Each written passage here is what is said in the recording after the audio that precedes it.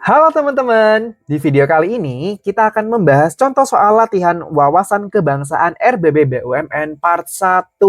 Buat pejuang RBB BUMN nih, wajib banget tonton video ini sampai selesai. Dan buat teman-teman yang pengen belajar soal-soal lainnya, udah aku buatin video pembahasannya di channel YouTube Aptaskol. Yuk, yang belum subscribe, di-subscribe dulu biar nggak ketinggalan video informatif dan menarik dari Aptaskol. Kita mulai ya di soal yang pertama. Salah satu hasil sidang pertama BPUPKI adalah pembahasan dasar negara yang kemudian akan menjadi cikal bakal dari Pancasila. Yang ditanyakan adalah tokoh yang pertama kali mengusulkan konsep dasar negara Indonesia. Teman-teman, sidang BPUPKI pertama itu dilaksanakan pada tanggal 29 Mei sampai 1 Juni 1945. Pada periode sidang tersebut ada 3 tokoh nih yang mengemukakan konsep dasar negara, yaitu ada Soekarno, Mohyamin, dan Supomo. Mohyamin mengemukakan konsep dasar negara pada tanggal 29 Mei 1945, sedangkan Supomo pada tanggal 31 Mei dan Soekarno pada tanggal 1 Juni. Karena yang ditanyakan adalah tokoh yang pertama kali mengusulkan konsep dasar negara, maka jawaban yang tepat adalah Mohyamin. Di mana Mohyamin ini mengusulkan 5 dasar negara, teman-teman. Ada pri kebangsaan, pri kemanusiaan, pri ketuhanan, pri kerakyatan, dan kesejahteraan rakyat. Jawabannya ada di opsi yang B. Gimana teman-teman? Kita lanjut lagi yuk ke soal yang kedua. Salah satu perubahan besar dalam sistem ketatanegaraan Indonesia setelah amandemen UUD 1945 adalah, oke teman-teman, kita lihat dulu nih pembahasannya, baru nanti kita bahas satu persatu. Setelah era reformasi dilakukan 4 kali amandemen UUD 1945 di tahun 99, 2000, 2001, dan 2002 menghasilkan beberapa perubahan besar, termasuk yang pertama, Presiden dan Wakil Presiden dipilih langsung oleh rakyat. Tadinya ini dipilih oleh MPR. Yang kedua, MPR tidak lagi menjadi lembaga tertinggi negara.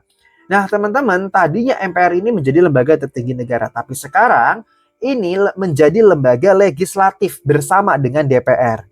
Yang ketiga, dibentuknya DPD sebagai perwakilan daerah di parlemen. Untuk apa? Untuk mewakili kepentingan daerah. Yang ketiga, yang keempat, pemisahan yang lebih tegas antara cabang kekuasaan eksekutif, legislatif, dan yudikatif berdasarkan trias politika. Nah, teman-teman, artinya jawaban yang tepat ada di opsi yang D. Karena kalau di A, MPR kembali menjadi lembaga tertinggi negara, ini salah. Presiden tidak lagi dipilih langsung oleh rakyat, ini salah. Yang C, dihapuskannya sistem otonomi daerah, ini juga salah teman-teman. Yang E, kekuasaan presiden menjadi tidak terbatas, ini salah. Jawaban yang betul ada di opsi yang D. Kita lanjut lagi ke soal yang ketiga. Pada masa pemerintahan Orde Lama di bawah pemerintahan Presiden Soekarno, Indonesia menerapkan sistem ekonomi yang dikenal dengan ekonomi terpimpin. Ciri utama dari sistem ekonomi terpimpin yang diterapkan pada masa Orde Lama adalah, oke, kita lihat dulu sejarahnya teman-teman ya. Pada masa Orde Lama, yaitu dari tahun 1959 sampai 1966, teman-teman, setelah adanya Dekret Presiden 5 Juli 1959, Indonesia menerapkan sistem ekonomi terpimpin yang ditandai satu. Di sini pemerintah memiliki kendali penuh atas semua sektor ekonomi. Pemerintah mengambil peran dominan dalam mengatur perekonomian. Yang kedua, teman-teman, peran swasta ini dibatasi. Yang ketiga, banyak proyek ekonomi besar yang dijalankan oleh pemerintah. Dan yang keempat, inflasinya yang sangat tinggi. Sistem ini bukannya menjadi teman-teman, menjadi baik, malah mengalami kegagalan karena buruknya manajemen ekonomi yang menyebabkan adanya krisis ekonomi besar menjelang akhir dari Orde Lama. Jawaban yang tepat teman-teman ada di opsi yang B. Pemerintah memiliki kendali penuh atas semua sektor ekonomi. Kita lanjut lagi yuk ke soal yang berikutnya. Supaya persiapan teman-teman semakin mantap untuk mengerjakan soal TKD BUMN, aku punya satu aplikasi yang top chair banget buat bantu teman-teman belajar. Namanya Bimbel BUMN Aptaskol. Nih teman-teman, linknya udah aku taruh di deskripsi di bawah ya. Di aplikasinya teman-teman bisa klik tryout, terus tuh ada soal TKD, ada soal core value-nya, terus juga ada soal TWK, ada TBI-nya, serta learning agility-nya. Aku contohin deh salah satu. Yuk coba kita kerjain soal TKD BUMN FR-nya yuk. Teman-teman tinggal klik aja mulai, nanti akan ada soalnya nih. Soalnya sebanyak 100 soal per tryout. Kalau teman-teman udah selesai, tinggal klik aja di sini, klik finish-nya. Nanti akan ada nilainya nih. Ketika teman-teman benar, ada poinnya. Kalau misalnya belum paham, teman-teman bisa klik buka pembahasan dan scroll ke bawah. Di situ ada pembahasannya untuk masing-masing soal. Jadi jangan khawatir kalau misalnya belum bisa, tinggal klik aja pembahasannya, nanti dipelajari lagi. Enak banget ya. Terus teman-teman, di sini ada juga nih materinya. Aku contohin deh ya, kita masuk ke TKD number sequence-nya. Bentuknya itu berupa video pembelajaran. Ada juga modul yang bisa teman-teman download. Aku akan coba salah satunya. Di sini materi number sequence nih. Lanjut ke materi berikutnya ya. Nah, pada materi kali ini kita akan membahas mengenai materi TKD BUMN yang berikut. Satu ya, karena dari Ani ke Deva, dari 3 jadi 2, berarti dikurangi 1. Gitu teman-teman, lengkap banget kan ya? Tinggal cus klik link yang ada di deskripsi di bawah ya. Aku tunggu teman-teman join di member Aptaschool. Karena teman-teman langganan 1 kali berlaku selama 1 tahun. Yuk kita lanjut lagi ke soal berikutnya. Di soal yang keempat, Piagam Jakarta yang dirumuskan pada 22 Juni 1945 oleh Panitia 9 merupakan salah satu tonggak penting dalam sejarah perumusan dasar negara Indonesia. Ini nanti teman-teman, Piagam Jakarta merupakan dasar dari pembukaan UUD 1945. Tapi ada perubahan dalam isi Piagam Jakarta. Perubahan paling signifikan yang dilakukan terhadap Piagam Jakarta itu sendiri adalah saat itu teman-teman terjadi perbedaan pendapat terhadap salah satu bunyi silanya yang berbunyi ketuhanan dengan kewajiban menjalankan syariat Islam bagi pemeluk-pemeluknya. Tapi untuk menjaga persatuan dan kesatuan bangsa, karena bukan hanya agama Islam yang ada di Indonesia, ada agama-agama lain.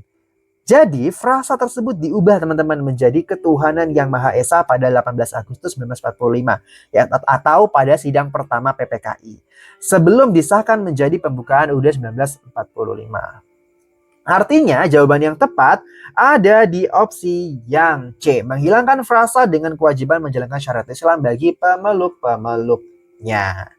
Kita lanjut ya teman-teman. Lanjut ke soal berikutnya. Salah satu prinsip utama dalam konsep trias politika adalah pemisahan kekuasaan dalam suatu pemerintahan. Dalam sistem ketatanegaraan Indonesia, kekuasaan eksekutif berada di tangan. Nah teman-teman, trias politika sendiri ini nanti dibagi menjadi 3 ya. Ada lembaga eksekutif, legislatif, dan juga yudikatif. Lembaga legislatif atau pembuat undang-undang ini berisi DPR dan juga MPR. Lembaga eksekutif atau pelaksana undang-undang ini adalah presiden. Lembaga yudikatif atau pengawas dan penegak hukum ini MA dan MK. Kalau begitu, kekuasaan eksekutif ini berada di tangan presiden. Jawaban yang betul ada di opsi yang B. Kita lanjut lagi ke soal berikutnya. Pada masa reformasi, salah satu langkah penting yang dilakukan untuk membatasi kekuasaan presiden agar tidak bersifat otoriter adalah, kita kembali dulu ya teman-teman ke zaman sebelum masa reformasi ini atau di masa Orde Baru. Saat itu pemerintahan Presiden Soeharto yang memegang kekuasaan selama 32 tahun. Jatuhnya Orde Baru ini diakibatkan oleh pemerintahannya yang terlalu otoriter atau sentralistik, di mana tidak adanya pembatasan periode jabatan dan kekuasaan presiden ini terlalu besar teman-teman. Setelah itu, setelah reformasi, dilakukan serangkaian amandemen terhadap UUD 1945. Di mana jabatan presiden ini selama 5 tahun dalam masa bisa dipilih maksimal 2 periode. Langkah ini teman-teman dilakukan agar tidak ada lagi presiden yang berkuasa terlalu lama serta mencegah munculnya kepemimpinan yang otoriter seperti di masa Orde Baru. Oke, kita lihat opsi jawabannya. Yang A, membubarkan partai politik yang tidak sejalan dengan pemerintah. Jawaban ini bertentangan dengan prinsip demokrasi ya teman-teman ya.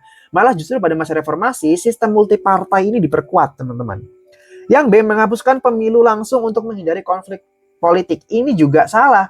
Malah pemilu secara langsung ini diterapkan agar rakyat dapat memilih pemimpinnya secara demokratis. Yang C, membatasi masa jabatan presiden maksimal 2 periode adalah jawaban yang benar.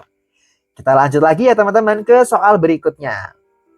Biar persiapan teman-teman semakin mantap, aku punya satu rekomendasi bimbel BUMN. Ini adalah bimbel BUMN Aptaskul nih. Kenapa sih harus Aptaskul? Karena yang pertama nih, mentoring online-nya itu ada setiap bab. Terus juga ada tryout TKD dan core value-nya. Ada juga tryout TBI, TWK, dan LABUMN-nya. Terus teman-teman, di Aptaskul itu video belajar tiap subbabnya juga ada. 3.000 lebih soal dan pembahasannya komplit. Ada juga modul lengkap BUMN 2025 serta berbagai fitur lengkap lainnya. Teman-teman tinggal klik aja link yang udah aku sertain di deskripsi di bawah ya. Atau teman-teman bisa klik bit.ly/bimbingan BUMN.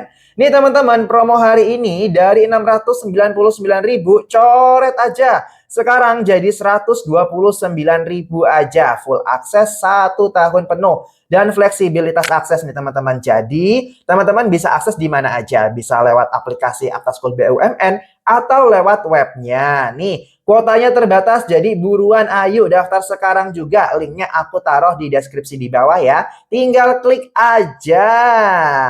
Yuk lanjut lagi ke soal berikutnya. Di soal ke-7, dalam sejarah pergerakan nasional Indonesia, Suwardi Suryaningrat adalah salah satu tokoh yang memberikan kontribusi besar terhadap semangat bela negara. Bagaimana Suwardi Suryaningrat berkontribusi terhadap semangat bela negara?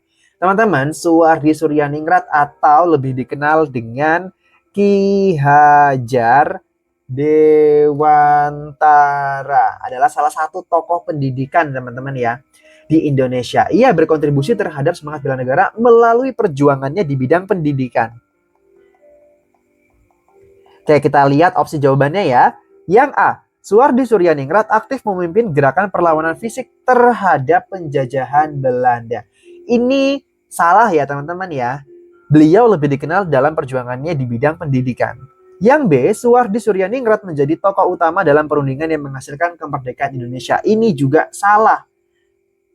Jawaban yang betul harusnya Soekarno, Muhammad Hatta, dan Sultan Syahrir. Yang C, Suwardi Suryaningrat mendirikan lembaga pendidikan untuk meningkatkan literasi dan pengetahuan masyarakat Indonesia. Ini adalah opsi yang tepat teman-teman.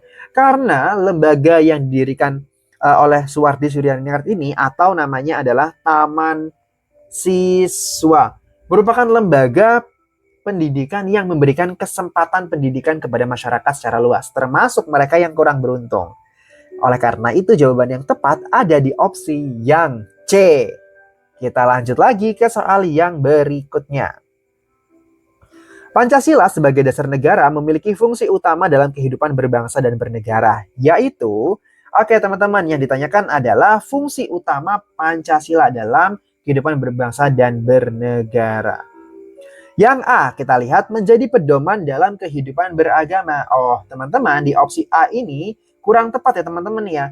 Karena meskipun Pancasila ini menjamin kebebasan beragama, bukan semata-mata hanya sebagai pedoman keagamaan aja. Yang B, menjadi norma hukum yang mengikat setiap warga negara.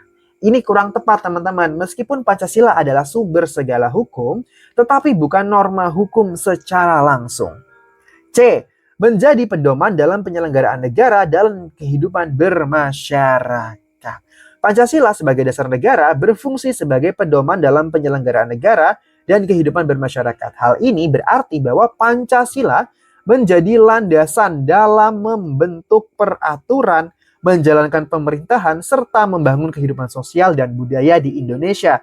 Selain itu teman-teman, Pancasila juga berperan sebagai sumber hukum tertinggi, tapi secara spesifik fungsi utamanya lebih luas, yaitu sebagai pedoman dalam penyelenggaraan negara. Kalau begitu jawaban yang tepat ada di opsi yang C. Oke teman-teman, kita sudahi dulu ya pembahasannya sampai di soal ini. Kita ketemu lagi di video pembahasan selanjutnya. Sampai jumpa.